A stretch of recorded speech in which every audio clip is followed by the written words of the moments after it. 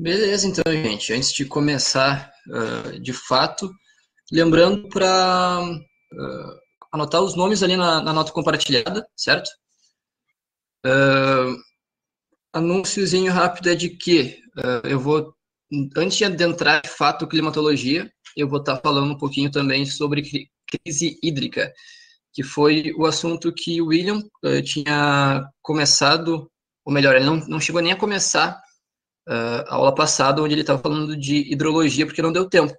Então, o que eu vou fazer? Eu vou trazer um pouco, falar um tanto sobre crise hídrica, que é para a gente saber um pouco do que se trata, né, e encerrar, de fato, aquele módulo, e aí começar, de fato, climatologia. Beleza? Então, outra coisa, eu vou ficar vendo sua apresentação, então talvez eu não veja a pergunta no momento que vocês fizerem, caso vocês façam uma pergunta. Então, talvez tenha um certo delay da minha parte aí. Mas de tempo em tempo eu vou estar fechando aqui, minimizando, e tá dando uma olhadinha para ver se tem alguma pergunta de vocês, beleza? Bom, espera direitinho. Beleza, então, vamos falar sobre climatologia, certo? Antes disso, né, eu acabei de falar, vamos trocar um papo sobre crise hídrica. Beleza, então, para a gente começar a falar sobre crise hídrica, a gente tem que entender, antes de qualquer coisa, um pouco sobre o estado que a água se encontra no planeta e no país, beleza? Então, para começo de conversa, né, 100% da água que a gente tem disponível, né, no mundo, faltou acento ali na água, mas 100% da água que a gente tem disponível no mundo, 97,3% dela é salgada, ou seja, a grande maioria, né, a maioria esmagadora da água que a gente possui no planeta Terra é salgada. Então, não é como se fosse toda a água que a gente pudesse consumir. Apesar do planeta Terra ser mais planeta água do que o planeta Terra, boa parte dela é salgada, oceanos, mares, etc. e tal. Beleza? Né? Ou seja, como eu coloquei ali, há apenas 2,7% de água doce, que é o que a gente pode consumir. Beleza? Lembrando que o ser humano só consome água doce e não só para consumo, no caso de beber água, né? Inclusive hidrate-se. Mas também na produção de bens de consumo, certo? A gente gasta muita água na produção de celulares, por exemplo, né? Na bateria do celular vai muita água, entre outros produtos, né? Ou seja, mas não só, como se não tivesse ruim o suficiente, né? Desses de apenas 2,7% da água, se água doce, ou seja, ser plausível, né? Se possível de consumir, só 0,02%, né, se encontra acessível. O que eu quero dizer com acessível? A gente tem, por exemplo, uma boa quantidade, né, a maior parte dessa água, ela está desde em geleiras, né, seja geleiras que estão sobre uma porção de terra, né, ou seja geleiras que estão sobre o mar. O que é o problema de cada uma? Primeiro, as geleiras, elas se encontram, né, nos polos, majoritariamente. Isso faz com que, basicamente, a distribuição dessa água não seja tão fácil assim, por isso é acessível. Mesmo que tu consiga ir lá quebrar um bloco gigantesco, é como se tu fosse conseguir transportar isso para outras regiões, certo? Outro ponto importante, muito da água da Terra está em estado gasoso, né, o famoso vapor, né, a famosa umidade. Quando, por exemplo, tu está olhando o planeta Terra de cima, né, de cima, no caso, fora do planeta Terra, né, um astronauta da vida, se tu já viu alguma imagem do tipo, tu nota que, por exemplo, tem uma série de nuvens, né, uma parte branca que tu não consegue ver muito bem. Se tu olhar, por exemplo, tentar olhar a floresta amazônica, tu não vai ver quase nada da floresta amazônica, porque ela é composta, né, na atmosfera, o que fica logo acima da floresta amazônica, tem muita umidade. Muita umidade mesmo, certo? Comparável aí com o nosso, com a maior bacia hidrográfica, com a maior aquífero do mundo, que está no Brasil também. A maior bacia hidrográfica do mundo é a bacia do Rio Amazonas, e a maior aquífero, agora me faltou o nome, até pouco tempo era o aquífero Guarani. Ele perdeu o local para outro aquífero brasileiro, do qual eu não lembro o nome agora, mas até o finalzinho eu vou lembrar disso e eu vou trazer para vocês, beleza? Bom, como a gente viu, né, a maior parte da água é salgada. A pergunta que tu pode fazer logo na tacada é, pô, cara, mas então saliniza esse negócio, tira o sal da água, simples assim. Cara, seria muito simples se isso fosse um processo barato. E, bom, a gente não pode esquecer que a gente vive no capitalismo, as coisas ainda são regidas pela lógica de dinheiro, né? A lógica monetária, a lógica do lucro. Se está dando mais prejuízo do que lucro, porque esse é o negócio da água acessível, né? O dessalinizar é muito caro, mas o também tornar acessível, por exemplo, a água que se encontra nos aquíferos também é. Porque como é que tu consegue fazer isso? Tu perfura, por exemplo, né? Tu vai perfurar o chão até chegar nesse aquífero. Só que, por exemplo, a gente tem que trazer uma série de questões. Tu vai estar abordando isso, tu vai estar, né? Tu vai estar retirando essa água, tendo acesso a essa água de uma forma ambientalmente ok. O que eu quero dizer de forma ambientalmente ok? Se a gente extrair essa água da mesma forma que a gente extrai qualquer outra matéria-prima, a gente está ralado, cara, porque é finito isso. Pode ser muito grande, mas é finito, né? Ou seja, a gente começar a extrair igual uns loucos, vai acabar rápido também. Sem contar que o transporte também se torna caro, né? Aí tem para pensar o seguinte, que o que nos cobra na conta da água, por exemplo, é o transporte e tratamento dessa água, canalização, transporte e tratamento, né? Não é a água em si, é o trabalho que se emprega para tornar ela acessível à tua torneira, certo? Então a gente tem para pensar o seguinte, mesmo que a gente conseguisse fazer tudo isso, uma grande quantidade de pessoas ainda não conseguiria ter acesso à água. Não é como se a crise hídrica fosse sumir. A crise hídrica para uma classe de pessoas, talvez sim, mas para uma outra que não teria condições de estar pagando o necessário, de forma alguma. Beleza? Então, é por isso que a gente não é tão simples dessalinizar a água. Fala sobre água, dá uma sede desgraçada, né? Eu já tô secando a boca.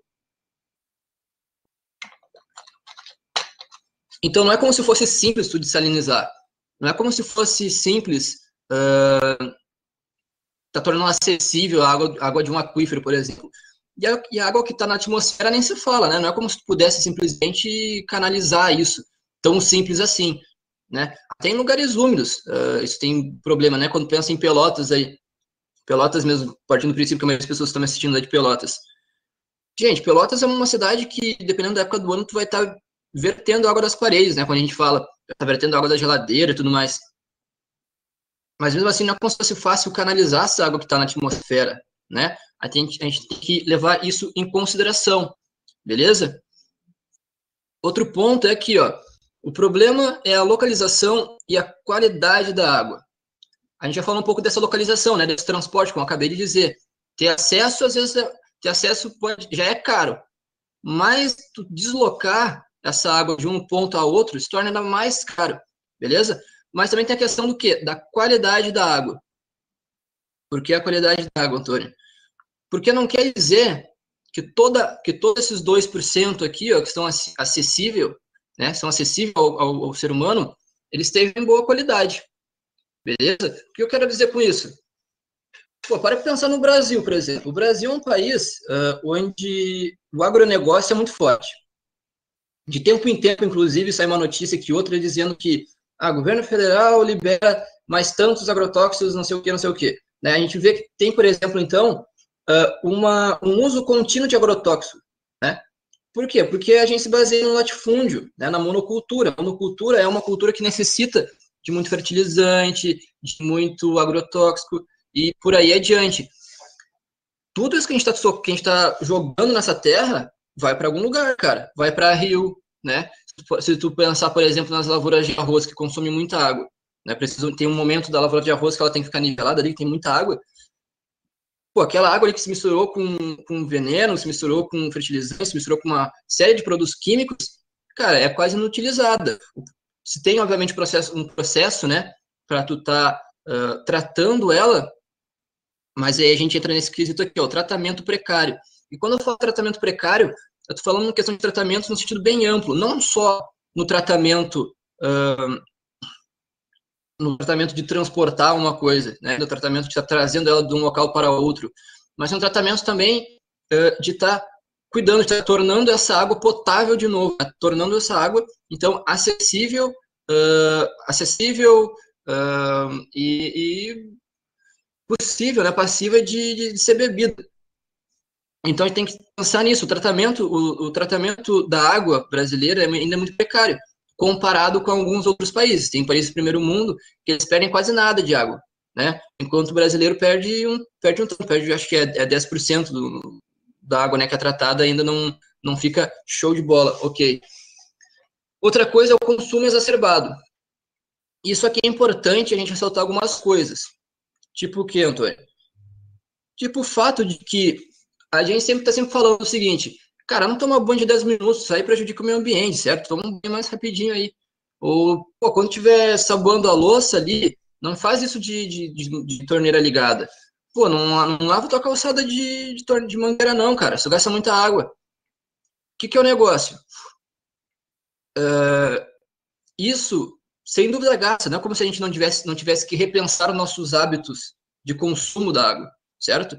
Isso é uma parte importante, que a gente simplesmente não pode usar como muleta o que eu vou falar agora, que é o quê?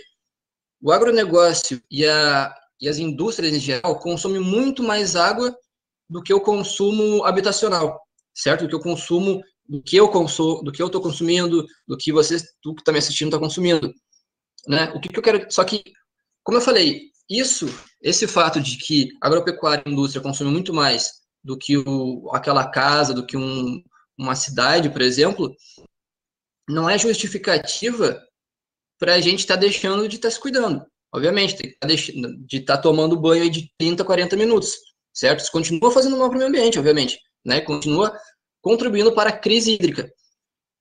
E aí, quando tu pensa o seguinte, isso é uma coisa que, quando eu era mais novo, eu pensava, quando eu ouvia falar de crise hídrica, né? Pô, cara, então por que não tem uma torneira com água salgada, por exemplo? Bota uma torneira com água salgada, em vez de estar lavando a calçada com água doce, lava com água salgada. Ou outras coisas, tipo, até mesmo no vaso, por exemplo, né, vaso sanitário. Eu lembro que eu pensava isso quando eu era criança. E aí, quando eu fui ficando mais velho, a gente vai entendendo um pouco melhor as coisas, a gente começa a ver que, cara, o sal, ele corrói muita coisa. Ele prejudica muita coisa. Você não conseguiria, por exemplo, lavar teu carro com água salgada. Teria tirar toda a tinta, teria alguns problemas, entre outros, certo? Então, esse consumo é sempre pensando no consumo de água doce, né? De água potável. E também é muito utilizado, como eu falei antes, em indústrias, né? Seja na produção, por exemplo, produção de jeans consome muita água. Mas também é interessante pensar o seguinte, a agropecuária, né? Quando a gente pensa, por exemplo, na questão da própria carne mesmo, né? Tu tem, por exemplo, a produção de um quilo de carne necessita de mais de 10 mil litros de água. 1 quilo de carne, né? E a gente tem que pensar que é o seguinte, quem produz, né, e eu falo produção mesmo, porque não é criação, né, quando é em grande escala desse jeito, não é como se tivesse preocupação alguma com estar criando de uma forma ok, né? Então, são animais feitos para baixo, né, principalmente o boi. Para pensar, cara, chutando por baixo, um boi chega a pesar, sei lá, 200 quilos. Ou seja, para cada um desses quilos, é 10 mil litros d'água. Pô, mas esse boi bebe água pra caramba também, né, cara? Pô, obviamente não é só água que o boi bebe, né, cara? Também é água do quê? É água que está empregado na produção da ração que ele vai comer, na produção do pasto que ele come, porque ele come tanto pasto quanto a ração específica, em todas essas etapas que tem, beleza? Então a gente tem que ficar ligado nesse tipo de coisa, que sim, a gente gasta muita água nessa brincadeira de lavar a calçada, de banho demorado, mas o consumo que pega mais bruto, vamos assim dizer, é o consumo de indústrias e agropecuária, não só pelo que consomem, mas pelo que também poluem. Lembrando que muita fábrica, por exemplo, não faz o descarte dos seus dejetos de uma forma ok. Isso acaba o quê? Às vezes caindo num rio e simplesmente estragando todo o rio. Pô, a gente tem aquela situação que aconteceu no Brasil, né? Em Mariana, por exemplo, que estourou uma barragem, a gente teve ali uma série de cursos hídricos simplesmente estragados, sem contar, obviamente, né, a perda de vidas aí e tudo mais. Mas para pensar, até hoje tem barro lá. Não é como se tivesse sumido isso, entende? A gente parou de falar, mas não é como se tivesse desaparecido. Tem cursos d'água que foram, sei lá, quase permanentemente perdidos. Não vou falar permanentemente porque não vou afirmar isso porque eu não tenho certeza. Mas mandam quase permanentemente aí, porque sem dúvida tem situações ali. Eu não sei se você se lembra na época de que alguns químicos falaram que era possível, por exemplo, achar quase que a tabela periódica inteira naquele lodo. Ou seja, não vai ser a coisa mais fácil do mundo tornar isso ok novamente, certo?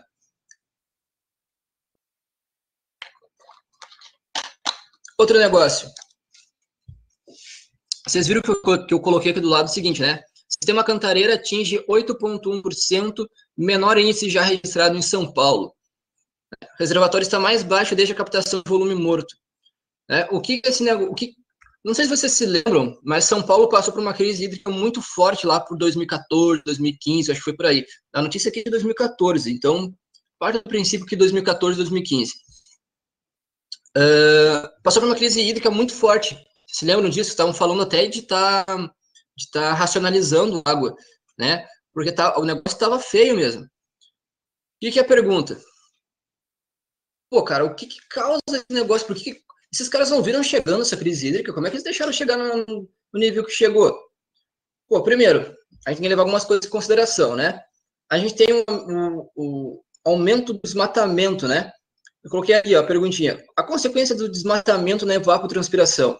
Se você se lembra, evapotranspiração, né, é a evaporação de basicamente tudo aquilo que consegue transpirar, né? É evaporação de cursos hídricos, da vegetação evapora muita água. Às vezes a gente não se toca nisso, mas as árvores, as vegetações, elas perdem muita água também, elas evaporam muita água. Da mesma forma que a gente soa, esses seres vivos também soam, né? O que é interessante pensar, então? Conforme vai se desmatando a Amazônia, por exemplo, né, tu vai tendo a perca da vegetação, vai perdendo vegetação, vai perdendo vegetação, vai perdendo vegetação. Isso, a longo prazo, começa a fazer o quê? Com que a quantidade de vapor, de umidade que aquele local produz, que a floresta amazônica, que é muito importante, né, que a produtora ali, onde tem origem o quê? A massa equatorial continental, por exemplo, que vem carregada de umidade, que é responsável por uma série de chuvas onde? São Paulo, cara. Sudeste, no sul também. Essa massa que vem sentido sul do país vem fazendo com que chova e vá abastecendo uma série de sistemas hídricos, né? De comportas e tudo mais. Então é interessante pensar o quê? Que quando a gente está aqui no Rio Grande do Sul, em Pelotas, no caso, né? E tu vê esses papos de queimando a Amazônia, tu pensa que, cara, aqui no sul, tanto faz, a gente está queimando. Meu amigo, quando o calorão chegar, e logo mais está chegando, e não chover, e, por exemplo, quando tu vê, se tu tem parente agricultor como eu tenho, se tu conhece alguém que planta arroz, soja, fuma, etc e tal, cara, todo ano tu vê eles reclamar de seca, todo ano tu vê eles reclamando, tipo, meu Deus do céu, cara, se não chover no próximo mês, a gente tá ralando, a gente vai conseguir colher, se não chover na próxima semana, a gente vai perder tantos sacos de arroz, porque isso é uma preocupação, cada vez vem sendo mais escasso o negócio. O negócio que eu digo é a chuva, a precipitação, né? Em função desse desmatamento que está acontecendo nos nossos sistemas, né? Nos sistemas, na nossa vegetação, na vegetação brasileira, né? Eu te pergunto, pô, e o aquecimento global, cara, qual que é o papel desse negócio tudo aí?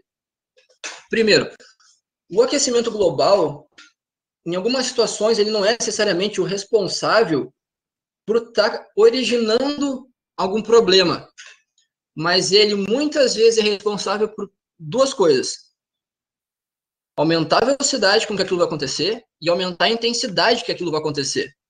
Como assim, Antônio? Seguinte, pensa assim, ó. Pensa que isso acontece de fato. De tempos em tempos, algumas regiões do planeta passam por momentos de seca, passam por momentos de não muita precipitação.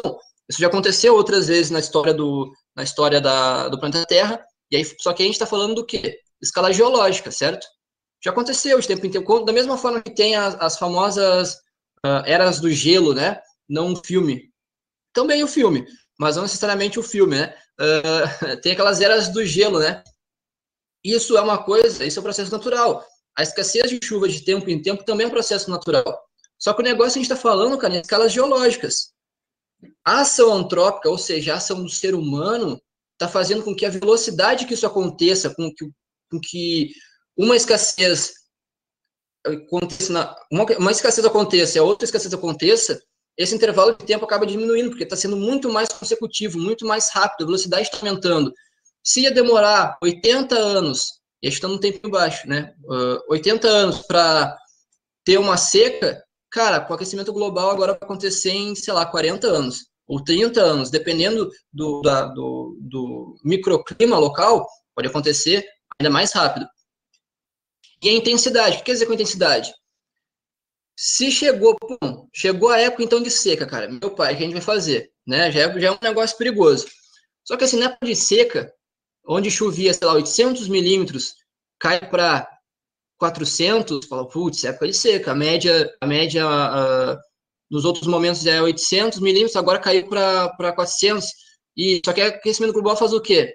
Tá achando 400, tá achando que 400 é pouco, meu amigo? Agora tu vai ver só então. E aí o negócio, aí a época de seca que chovia 400 milímetros, cai para 300, cai para 250, certo? Então não necessariamente o aquecimento global causa todos os problemas ambientais, mas ele sem dúvida faz com que aconteça uma velocidade mais rápida e mais intensa. Show? Bom, essa palavrinha aqui, ó, subdimensionamento, né? Subdimensionamento dos sistemas de distribuição de água. O que quer dizer esse subdimensionamento? É como um sistema de distribuição de água, que é o caso da Cantareira, lá que a gente estava vendo, né? Aqui da Cantareira, não acompanha o crescimento e desenvolvimento da população. Quer dizer o quê? Não conseguiram criar um sistema, ou pensar um sistema, ou adaptar esse sistema de forma que acompanhasse o crescimento populacional e o desenvolvimento da população. O que é o desenvolvimento da população? De tempos em tempos, a melhora na economia, da mesma forma que a queda na economia. Em momentos de melhora, as pessoas compram mais. Você lembra que eu falei que tu gasta muito na produção de roupas, muita água na produção de roupas, muita água na produção do celular, muita água, por exemplo, na produção de carne? As pessoas começam a ter mais acesso a isso, porque as condições econômicas melhoraram. Então, isso quando a gente fala de subdimensionamento dos sistemas, pense nesse conceitinho aqui, beleza? Aqui a gente tem, né, uma imagenzinha para entender como é que funciona mais ou menos um sistema de captação aí, né, de distribuição e tudo mais. A gente tem o famoso volume útil, o nível da água mínimo, né, operacional, e o volume morto. O que é esse volume morto, né? É esse acúmulo de água que fica aqui, cara. E esse acúmulo de água sempre fica aqui, por quê? Porque quando chove, né, quando estiver chovendo,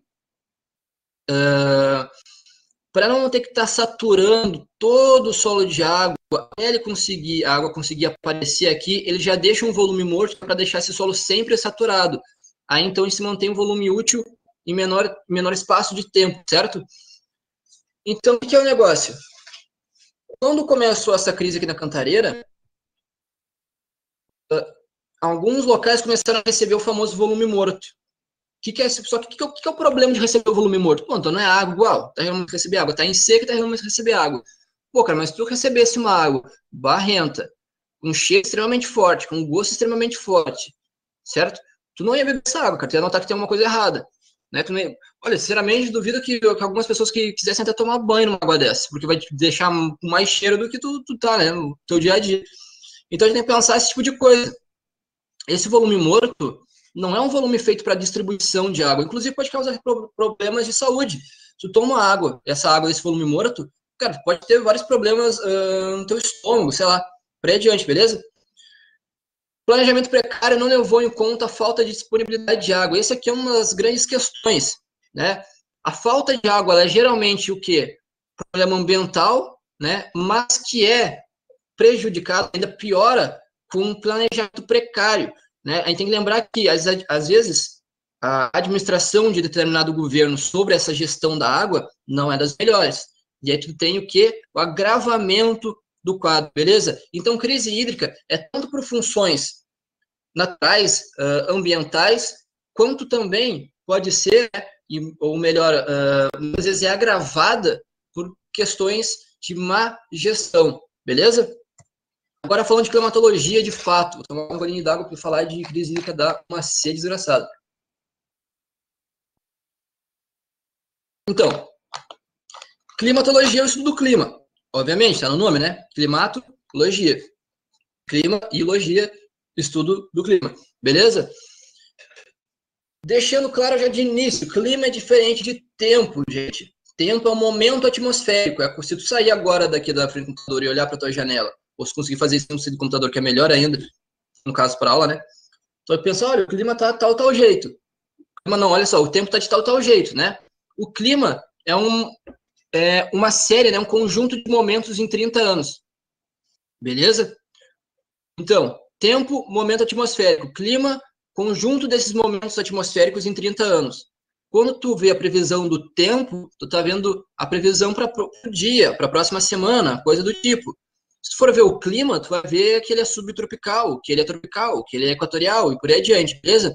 Então, temos que ter isso em mente, não confundam como eu acabei de fazer quando estava dando exemplo para vocês. Uma coisa é tempo, outra coisa é clima. Exemplo, climas do Brasil, né? A gente tem aqui o clima equatorial úmido, que a cor está bem diferente da legenda, certo? A gente tem o tropical semiárido, que é o nosso sertão nordestino. A gente tem o subtropical, sul do país, Rio Grande do Sul, Santa Catarina, Paraná. Tropical, que é a maior parte do país, beleza? Aqui também. Temos o tropical atlântico ou o tropical litorâneo, né? Se vier falando de tropical e a palavra litoral aparecer, saiba que é o da onde? É do litoral do país. E o tropical de altitude, certo? Que é essa partezinha aqui. Então, se eu perguntasse qual é o clima do Brasil, tu tinha que me falar, ó, o Brasil não tem um clima, o Brasil tem uma série de climas, certo? Ele é predominantemente tropical, certo? A gente vê que a palavra tropical aparece em vários momentos, ou melhor dizendo, intertropical, mas vocês vão entender isso mais pra frente. Cara, um negócio que influencia muito, a gente tem que entender o seguinte, né? Quando a gente está falando de clima, a gente está falando muito de temperatura, mas também está falando de umidade e pressão. Mas tem que entender o que é a atuação do Sol, né? O Sol, bom, a gente sabe que o planeta Terra, ele tem um eixo, né? Esse eixo não é retinho, ele é tortinho em 30 graus. Isso faz com que tenha uma parte do planeta Terra que receba mais radiação solar, que é a zona intertropical, certo? Olha aqui onde está o Brasil, ó. A maior parte do Brasil está na zona intertropical. Tem a linha do Equador, beleza? Depois a gente tem as zonas temperadas. O que é a zona temperada? A zona temperada é onde recebe não muito, mas também nem tão pouco desses raios solares. E depois a gente tem a zona polar, né? As zonas polares aqui com o Círculo Ártico e o Círculo Antártico, que é onde recebe menos radiação solar. São, não por acaso, a parte mais fria do planeta Terra, beleza? Então, a forma como essas radiações solares chegam na Terra e tocam a Terra ditam em boa parte o clima, beleza? Bom, tem que entender que existem elementos climáticos, certo? O chamado TUP, certo? Temperatura, umidade, pressão, beleza? Tem essa sigla em mente e vocês vão se lembrar que é temperatura, umidade e pressão. Temperatura é a movimentação das moléculas, certo? Quanto mais elas se movimentam, mais quente o local é. Quanto menos elas se movimentam, mais frio o local é. Beleza? Umidade é água em estado gasoso, o famoso vapor, né? Vapor d'água. E pressão é o pega-ratão aqui. Se tu estiver relacionando com altitude, tu está falando do peso que o ar exerce sobre o corpo, certo? Sobre o ti, no caso. Se tu subir uma montanha, a pressão atmosférica vai ser menor, porque tem menos ar pressionando a tua cabeça. Se tu descer a montanha e ficar a nível do mar, o que vai acontecer? Tem mais pressão atmosférica, porque tem mais ar exercendo força sobre um corpo, sobre o teu corpo, beleza? Quando relacionado à temperatura, quando fala pressão e temperatura diretamente, a gente está falando de agitação. Agitação de quem? Das moléculas, beleza? Ou seja, a gente tem as famosas zonas de baixa pressão e zonas de alta pressão. A gente vai falar um pouquinho mais sobre isso logo adiante. Mas o que eu quero que vocês entendam é, a pressão, uma pergunta pode ser da seguinte forma. No alto de uma montanha, a pressão atmosférica é menor. Lá é mais quente ou mais frio?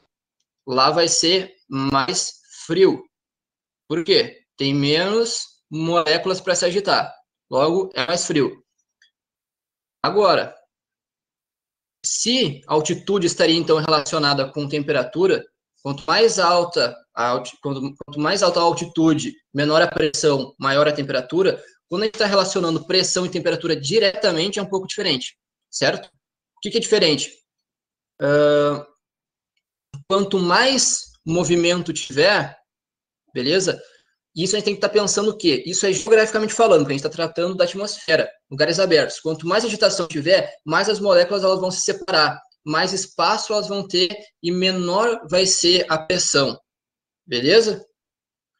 Quando acontecer o seguinte, quando elas estiverem densas, quando elas estiverem se mexendo pouca agitação, mais densa, né, elas tendem ao quê? A se aproximar, elas não tendem a criar espaço entre elas, elas tendem a se aproximar. Aí é uma zona de alta pressão, beleza?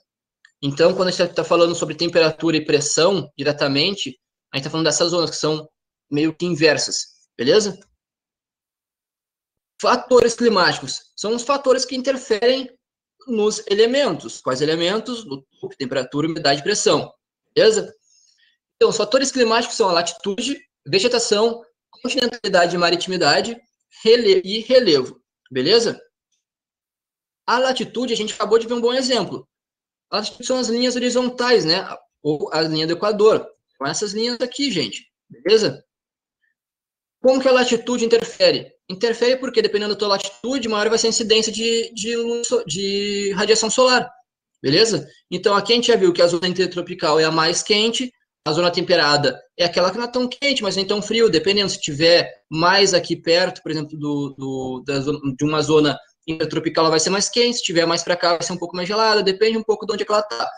Mas o Círculo Ártico e o Círculo Antártico, sempre muito frio, beleza? Então é assim, a altitude ela acaba interferindo, beleza? Vegetação. Como que eu falei de evapotranspiração mais adiante, anteriormente, a vegetação é o conjunto de plantas, né, de determinada região. Elas não só retêm umidade, como elas também evaporam, né? Elas contribuem nessa evapotranspiração. Sendo assim, um local que tem uma floresta como a floresta amazônica, né, como a floresta amazônica, produz muita umidade. Então tem características específicas. A vegetação, ela contribui dessa forma, certo? Interferindo na quantidade de umidade, beleza? Continentalidade e maritimidade. O que é isso, Antônio? Bom, é a distância de determinado local de determinado local em relação a mares ou oceanos. São inversamente proporcionais. Como assim inversamente proporcionais? Vamos dizer que tu tá lá na praia, né? Depois que toda a situação aí passar, tu tá lá na praia, que eu espero que ninguém esteja indo pra praia com toda essa parada de vírus aí, pelo amor de Deus, respeita a quarentena. Tá indo lá pra praia, beleza? Chegou lá, se tu tiver olhando, tá ali na praia, né? Tu tá olhando pro mar, né? Quando tu olha pro mar e tu começa a ir de encontro ao mar, maior vai ser a tua maritimidade e menor vai ser a tua continentalidade. Agora, se tu para e pensa, eu não vou entrar no mar agora, cara, eu vou ali comprar um sorvete antes. E aí tu vira pro continente, que é para a porção terrestre, certo? E tu começa a ir para a lojinha para comprar um sorvete, maior é a tua continentalidade e menor a tua maritimidade. Entendeu? Porque elas são inversamente proporcionais, certo? Porque quanto maior uma, menor a outra. Quanto maior uma, menor a outra. Vice-versa, etc. Beleza. Depois a gente tem o relevo, né? O que é o relevo? É a forma da crosta terrestre. O que o relevo influencia, cara? A gente já viu que o relevo influencia na pressão, temperatura, né? Ou seja, quanto maior o relevo, mais frio. Não é à toa que o local mais frio do país está numa serra. Beleza? Urupema, se não estou enganado. E, bom, quanto mais a nível do mar, mais ar tem para esquentar, né? Então, mais quente vai ser. Belezinha? Mas não só isso, ele interfere como também? Ele interfere nas massas de ar. Eu não vou adentrar hoje em massas de ar, eu vou deixar para a aula mais futura, porque aqui eu quero fazer mais uma introdução com vocês, vou falar mais de coisas mais abrangentes, beleza? Até porque a gente tem mais uns 20 minutinhos de aula. Então, ela interfere tanto na questão de temperatura, né, quanto na questão de umidade. Eu vou falar um pouquinho mais adiante. Antes eu vou ver se vocês fizeram uma pergunta. Eu acho que não, mas vamos ver se tem alguma perguntinha. Não, como eu imaginei. Mas, beleza. Vamos dar continuidade, então. Lembrando, qualquer coisa, chama aí, certo? Qualquer dúvida, qualquer porém, chama nós. Bom, o que o relevo interfere, cara? O que as massas de ar interferem, por exemplo? Ó, aqui dá um bom exemplo de relevo interferindo. A gente tem a chamada chuva orográfica, ou a chuva de relevo. O que isso quer dizer? Aquela massa de ar trazendo algumas nuvens bem carregadas, quando vão chegando aqui, ó, nesse relevo, elas vão se acumulando, porque elas não conseguem passar retão de vez. E aí tem o lado com chuva, que é o bar-lavento. O lado que não chove é o sota-vento, certo? O lado sem chuva, ou só tá o vento, beleza?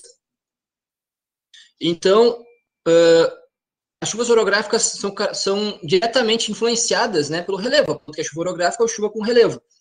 Um exemplo disso é o que acontece, por exemplo, na região amazônica também, quando encontra ali os Andes, quando a massa que vem do Atlântico encontra os Andes, acaba chovendo um tanto na Amazônia. Né? Outro exemplo é o interior do Nordeste, né? Ali o nosso sertão nordestino.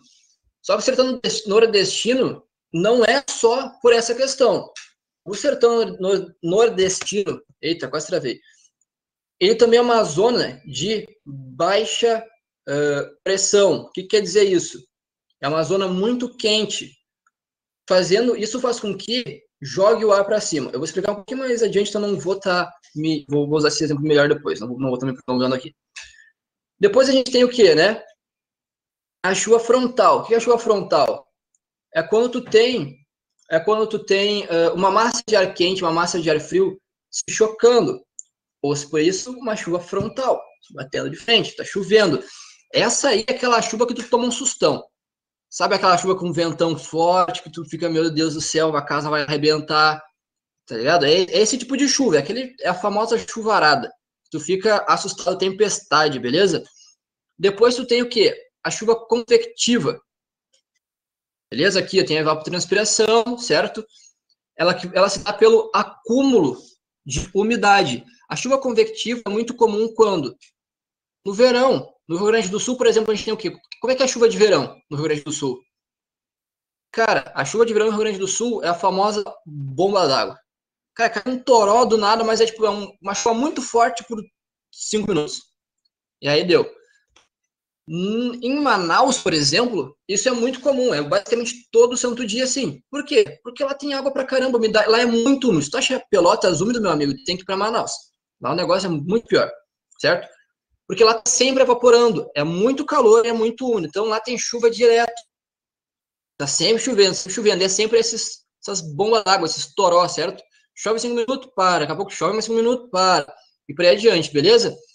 Então, aqui tem alguns tipos de como tanto o relevo quanto a vegetação, né? Quanto essa questão da evapotranspiração, pensando na Amazônia, a vegetação, quanto o relevo e as massas de ar também influenciam. Suave? Vamos dar continuidade.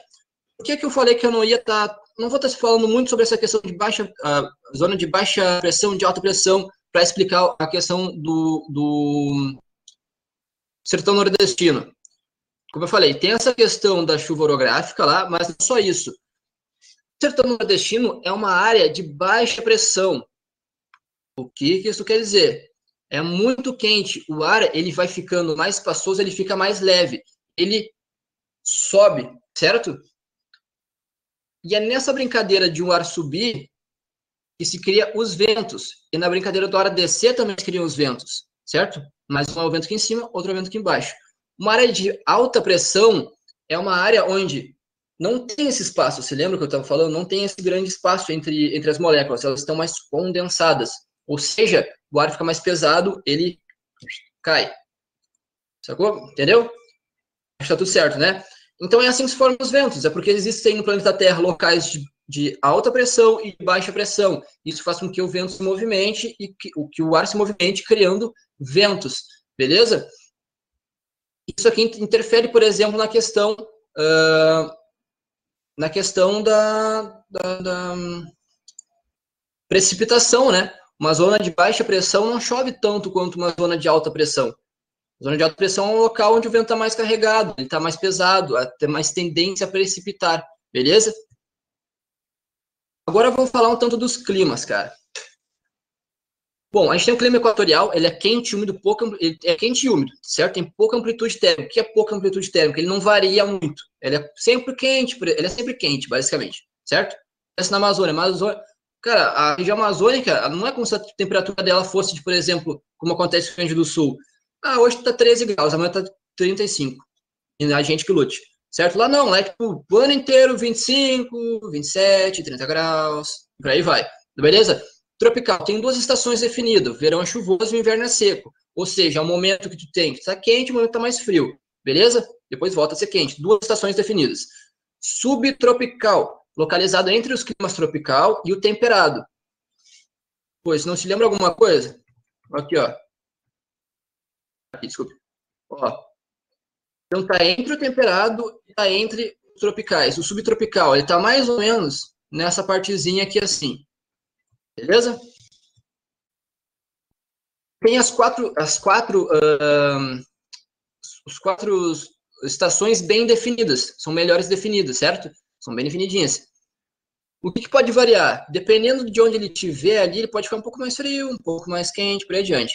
Depois temos o temperado, possui as 4 estações bem definidas, como eu tinha falado antes, a umidade varia de acordo com a sua localização. Né? A sua continentalidade também conta, a sua maritimidade também conta. Beleza? Mediterrâneo, possui as 4 estações bem definidas. Sua variação de temperatura é similar à do clima tropical. Ou seja, como é que é o clima tropical? 2 estações. O clima mediterrâneo, então, basicamente verão e inverno. Tá, mas então por que o Mediterrâneo não é tropical? Porque chove menos do que no clima tropical. Beleza? A gente tem que lembrar que tem o quê? Ó, os elementos, temperatura, umidade e pressão. São os elementos que compõem o clima. Certo? E a gente tem os fatores que interferem nesses elementos. Beleza? A gente tem um clima desértico. Pode ser localizado em locais de clima temperado ou tropical. A gente viu que já não é tão diferente aqui, o temperado e o tropical, né? Eles têm semelhanças, como, por exemplo, essa possibilidade. Por que essa possibilidade? Porque o que caracteriza o clima desértico é muito mais a escassez de chuva, certo? Ó, não ultrapassam 200 milímetros ao ano. Ó. No Rio Grande do Sul, por exemplo, chove mais de 1.000 milímetros ao ano. Então, a chover bem pouco mesmo, certo? Tem o semiárido. Altas temperaturas e chuvas escassas, de 300 a 800 milímetros ao ano. Por que, então, que o sertão nordestino não é desértico? Porque ele é semiárido, ele não chove menos, eles não chovem até 250, ele chove mais do que isso, então não dá para dizer que ele é desértico. Ele pode ser muito seco, mas não desértico. Tem frio de montanha, né? É determinado pela altitude e possui uma neve que nunca derrete. Se lembra a interferência da altitude na temperatura, certo? E aqui pode aparecer em qualquer clima, ou seja, o frio da montanha é onde tem desdobramentos modernos, que são muito grandes, certo? Por exemplo, tu pega ali os Andes, né? Os Andes são uma neve que nunca derrete no Chile, certo?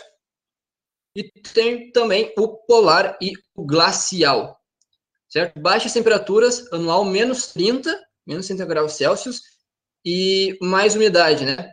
Menos de 200 ao ano. 200 ao ano. E menos umidade, desculpe, não é mais, não. E menos umidade, né? É menos umidade, inclusive, que o desértico, olha só. Desculpe, aqui foi o meu, não é mais, é menos, certo? Por isso, quando a gente fala assim, qual que é o maior deserto do mundo? Não é o Saara, cara. É os desertos dos polos, né, cara? Os climas polares são os grandes desertos, né? Porque chove ainda menos. E, cara, a média anual é 30, ou seja, não chega a precipitar nunca, só cai neve lá. Aqui tem um esquema pra gente entender um pouco, ó, a questão do mundo, beleza? Equatorial, a gente tá vendo aqui, ó, Amazônia, beleza? Mediterrâneo, a gente tem alguns locaizinhos aqui, certo? Tropical, ó, uma boa parte do Brasil. Temperado, tem alguns locais, que eu não estou achando agora, sempre cá, temperados, beleza? Subtropical, Rio Grande do Sul, tá aqui. Por que o Rio Grande do Sul não é temperado, apesar de estar aqui na parte que é temperado? Porque ele ainda está muito perto da onde? Da zona de intertropical, beleza? Depois a gente tem o clima frio, certo? Tem uma boa parte, tem o clima polar, está aqui, certo? O desértico, beleza? O semiárido, ó, só onde é que tá? Sertão, beleza? E o frio de montanha, ó, aqui o Chile, friozão, ó, certo? Aqui a gente tem a exemplificaçãozinha lá mais adiante, que a gente viu no iniciozinho, ó. Intertropical, certo? Temperado e polar, beleza? Vamos para o exercício, que a gente está faltando 10 minutinhos para acabar a aula aí. Bom, aqui um da FIVALI de 2016. Climograma é uma ferramenta que permite maior facilidade na compreensão do perfil climático de determinada região. A temperatura média geralmente é representada por um gráfico linear. Ou então, mas aqui essa linhazinha aqui, esse gráfico linear, é a temperatura média, certo? Então aqui é a temperatura. Sobreposto a um gráfico de barras que representa as precipitações, chuvas, ao longo do período estudado. Ou seja, as barras são as chuvas. Qual que é o período estudado? É de 1961 a 1990. Certo? Aqui ele fala, geralmente um ano. Aqui tem mais de um ano, obviamente. Considere os climas de 3 municípios brasileiros. Manaus, Brasília, Porto Alegre. Isso aqui pode ser bem fácil, bem difícil, dependendo de quão claro tu tem aquele esqueminha de latitude na tua cabeça, certo? Esqueminha de latitude. Esse aqui, ó. Certo? Se tiver esse aqui mais claro na tua cabeça, principalmente esse aqui de baixo, ó, né? Onde é o intertropical, onde é que é temperado, onde é que é polar. Já te dá uma mão na roda. Por quê? A partir da observação dos climogramas de Manaus, Brasília e Porto Alegre, pode-se afirmar que o clima predominantemente nos 3 municípios, respectivamente, é equatorial, tropical continental, subtropical, tropical continental, subtropical, equatorial semiárido, subtropical, tropical de altitude, tropical semiárido, equatorial, subtropical, equatorial, tropical de altitude e tropical semiúmido. Beleza, vamos ver então. Manaus a gente vê que não tem muita variação térmica, ó. É basicamente quente. Porém, aqui, ó, como é que tá a umidade? Tem uma queda brusca, né? Tem uma queda brusca, mas é o seguinte, compara aqui, ó, em agosto, que é o mês que menos choveu, com outros meses de agosto, ó. Ou melhor dizendo, com os outros meses dos outros municípios que choveram menos. Ó, ainda chove um tanto, cara. Né? Ainda chove um tanto. Ou seja, é bem úmido aqui. Certo? Mas olha só, instabilidade. Certo? Depois tem Brasília. Quente, quente, quente. Tem uma queda na umidade. Quente, quente, quente. Olha como é que é aqui. Quando é que tá as altas de chuva? Tá onde está quente. Esfriou um pouco, para de chover. Voltou a esquentar de novo, volta a chover. Porto Alegre. A nossa temperatura tem uma variação muito alta. Olha só, varia pra caramba, certo? Quentão, friozão, mais ou menos. E a nossa umidade, mesma coisa, certo? A gente tem picos aqui, ó, quanto mais frio, mais chuva. Verão, menos chuva, mas não é tão escasso quanto o quê? Brasília, beleza? O que a gente pode entender disso, então? Ó, a gente viu que Manaus tem uma baixa amplitude térmica. Olha o seguinte, equatorial, quente e úmido com amplitude térmica. É que aqui é quente, é úmido e a amplitude térmica é baixa. Então a gente já sabe que o quê? É equatorial, beleza? Então a B já sai, a D sai, C equatorial semiárido.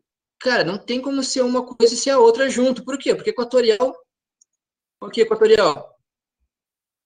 Quente e úmido. O semiárido. Chuvas escassas. Não tem como ser um ser outro. Se tu achar algum clima equatorial semiárido, meu Deus do céu, cara. Tu tá em algum outro planeta. Beleza? Então pode ser o quê? A A e a E. Que são equatorial. Brasília, olha como é que tá, né? Temperatura como a gente viu. Bom, vamos ver lá o que casa com Brasília. Ó, duas estações definidas. O verão é chuvoso e o inverno é seco. Rapaz, eu acho que eu sei qual é esse aqui, ó. Como é que é o verão? Chuvoso. Como é que tá o inverno deles? Tá seco. O verão, a outra estação a seguir, mesma coisa, certo? Porque aqui tem duas estações, verão, né, esses dois quentinhos, e inverno aqui no meio, certo?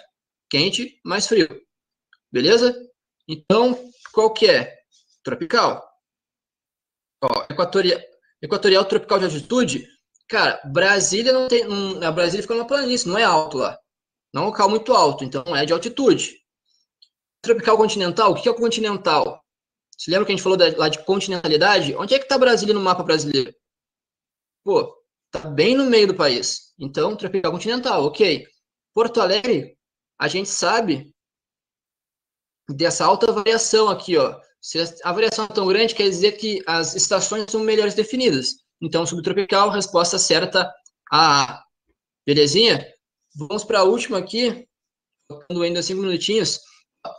As perspectivas ficaram mais pessimistas porque a seca atual do sistema Cantareira é mais crítica que a de 1953, até então a pior da história, e que servia como parâmetro para os técnicos dos governos estadual e federal. Também uma da FUVEST, uma pergunta da FUVEST. Acerca da crise hídrica, apontando o texto acima e vivida pela cidade de São Paulo e pela região metropolitana, é correto afirmar, então, que a situação apresentada de natureza é de natureza, entre outras, geográfica e geopolítica, dado que a grave crise no abastecimento dos experimentos para essa região levou à importação de água de outros estados, assim como de países do Cone Sul. Cara, peraí, isso ele está mais falando de uma consequência do que da natureza, ou seja, do que o que causou essa seca. Certo? Então, não é geográfica nem geopolítica, porque a explicação que ele está dando, que a FUVEST deu é o quê? Pela importação de água de outros estados, assim como o país do sul. Não, isso aqui está mais por uma consequência do que por uma causa. B, social e demográfica, já que as políticas públicas incentivam as migrações, em São Paulo, cara.